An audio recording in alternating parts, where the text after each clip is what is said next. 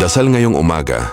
Mahal na Panginoon, maraming salamat po sa panibagong umaga na ipinagkaloob mo sa akin. Salamat dahil muli mo akong ginising at binigyan ng panibagong pagkakataon para mabuhay, magmahal at mangarap. Salamat po sa bawat biyayang natatanggap ko araw-araw, sa pagkain, tahanan, pamilya at sa lakas na ibinibigay mo kahit minsan ay pagod na ako. Salamat dahil sa kabila ng mga problema at pagsubok, hindi mo ako pinababayaan. Maraming salamat po sa mga pagkakataong inakala kong hindi ko kakayanin, pero nalampasan ko dahil kasama kita. Salamat sa mga tahimik na milagro at mga blessing na dumarating kahit hindi ko hinihingi. Panginoon, patawarin mo po ako sa mga oras na mas nakikita ko ang problema kaysa sa mga biyayang mayroon ako. Turuan mo po akong maging kontento, mapagpasalamat at mas magtiwala sa iyong plano. Ngayong araw, hinihiling ko po na gabayan mo ang bawat hakbang ko. Bigyan mo ako ng mabuting puso, malinaw na isip at lakas para harapin ang anumang pagsubok. Basbasan mo rin po ang aking pamilya, mga kaibigan